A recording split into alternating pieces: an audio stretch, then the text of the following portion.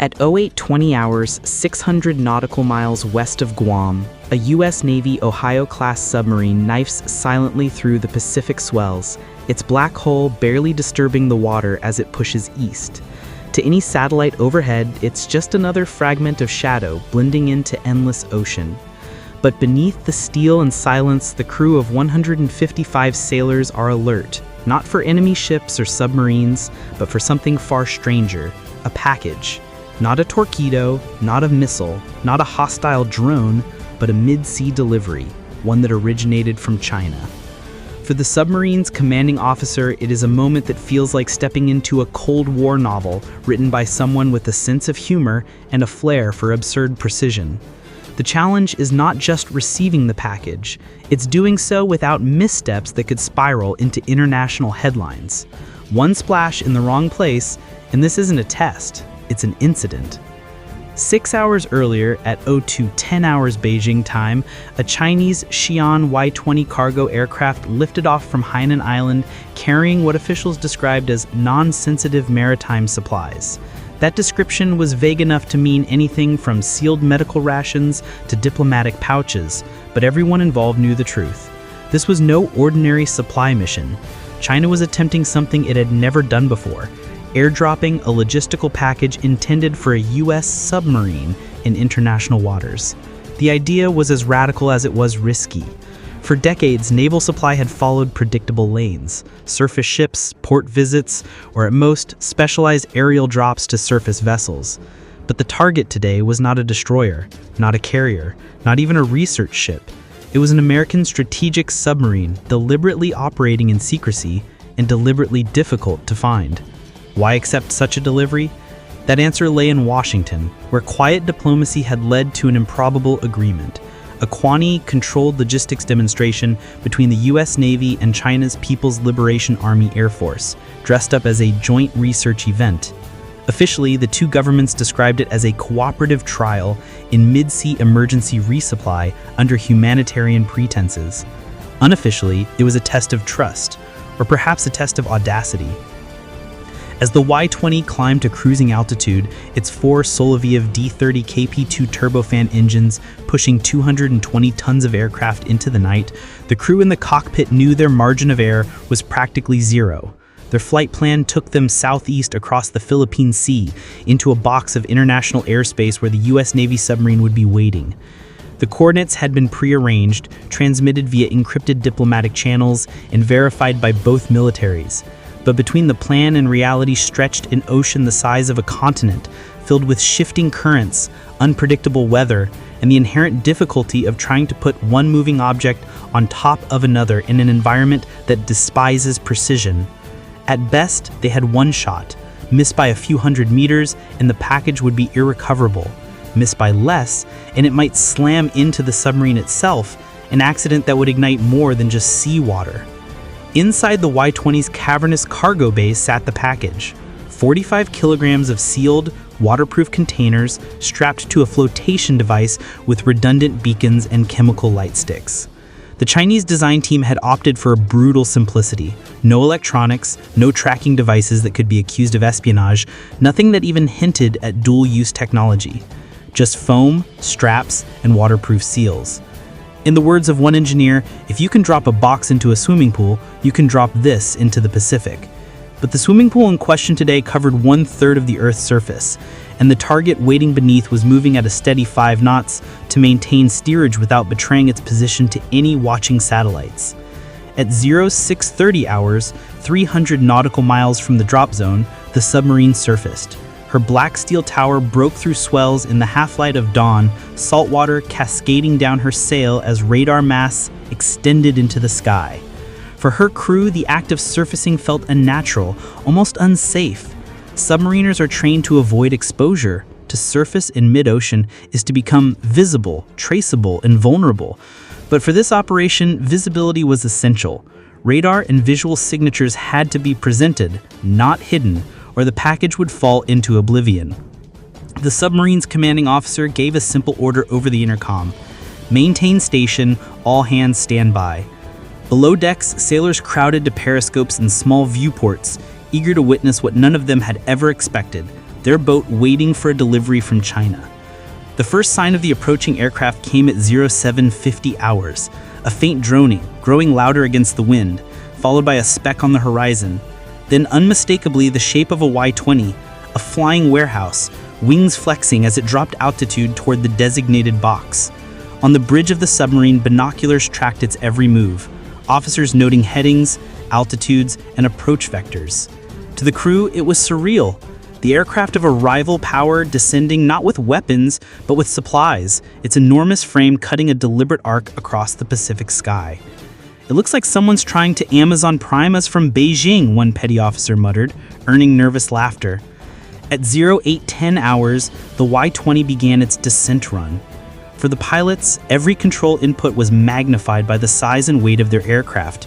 At 500 feet above sea level, ground effect turned precision flying into a physics experiment, the air cushion between wings and waves forcing the jet to wallow unpredictably. The ocean below was alive with chop, Pacific swells rising and falling like rolling hills. Their target was smaller still, a submarine the width of a two-lane road, barely visible even with the morning sun glinting off its hull.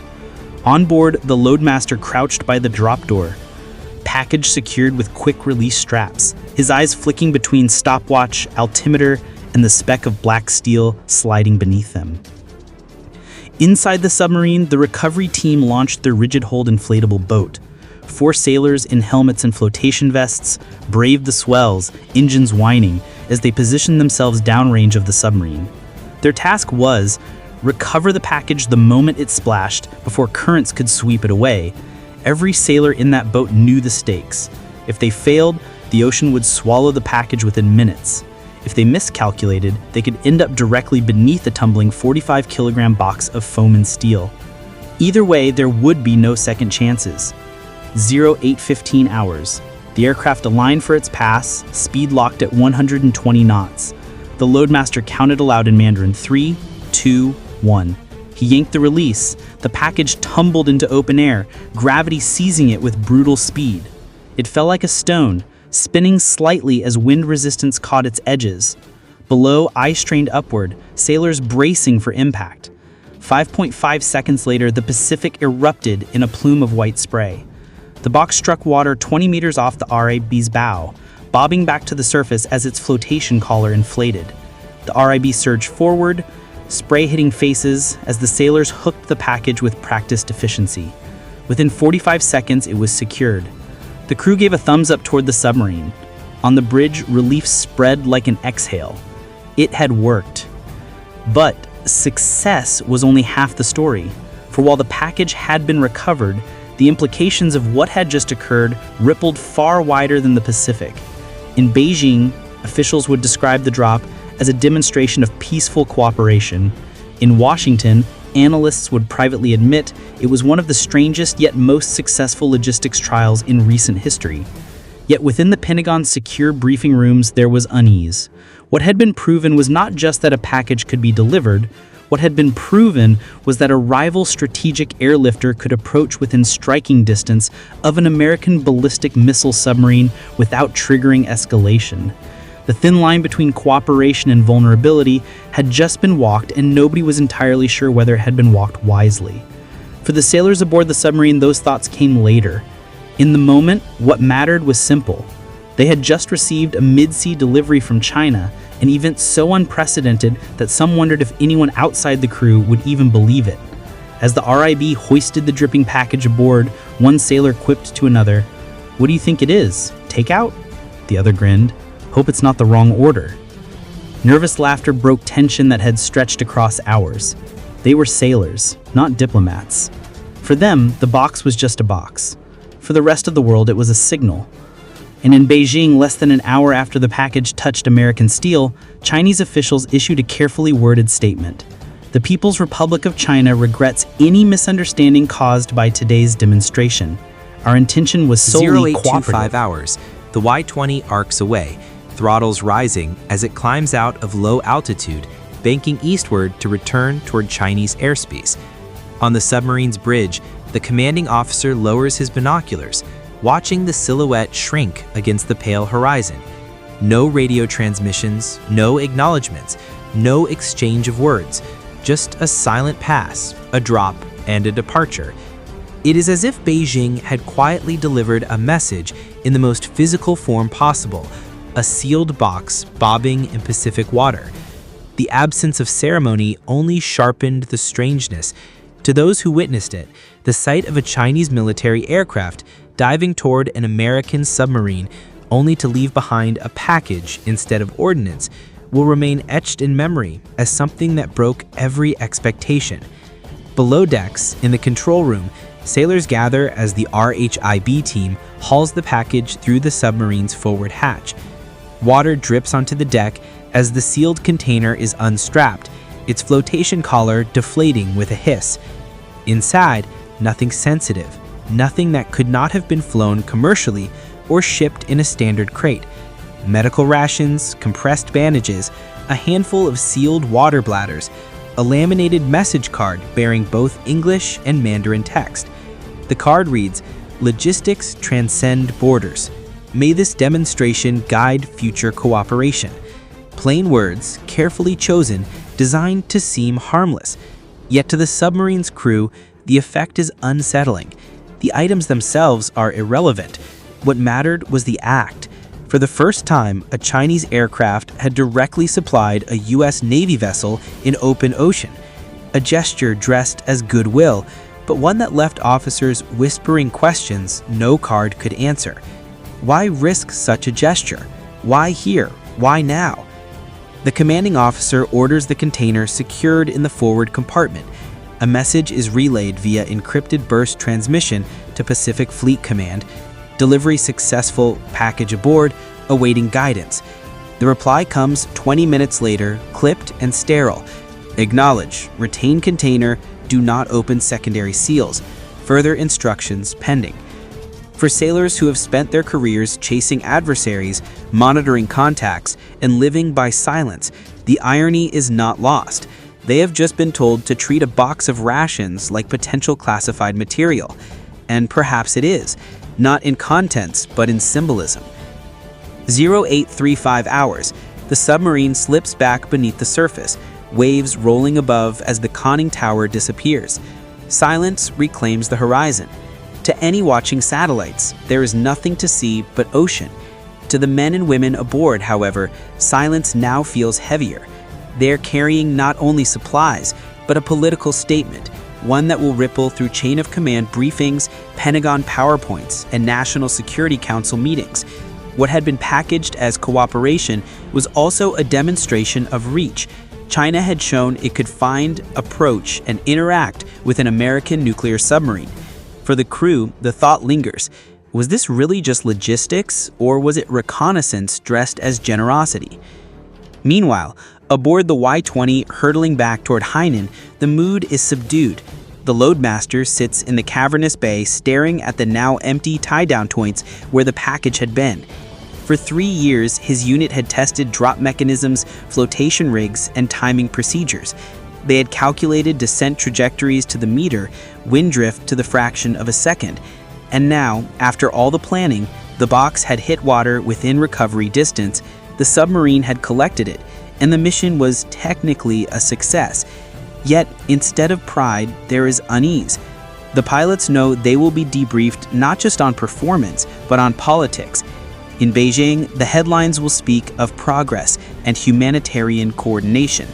In Washington, the same event will be dissected as incursion, risk, and precedent. Success in execution had created ambiguity in interpretation, and in geopolitics, ambiguity was more dangerous than failure. At 0910 hours, the submarine's recovery team secures the package in a steel locker, bolted shut and tagged for command-only access. The sailors return to their stations, but chatter flows in mess decks and passageways. Stories ripple of how close the box splashed, how strange it felt to see Chinese markings on equipment hoisted through an American hatch. Some joke that they should expect fortune cookies inside. Others mutter about tracking devices hidden in foam seals. A few remain silent, eyes shadowed with suspicion. Sailors are trained to see threat in everything. A rival's gift is no exception.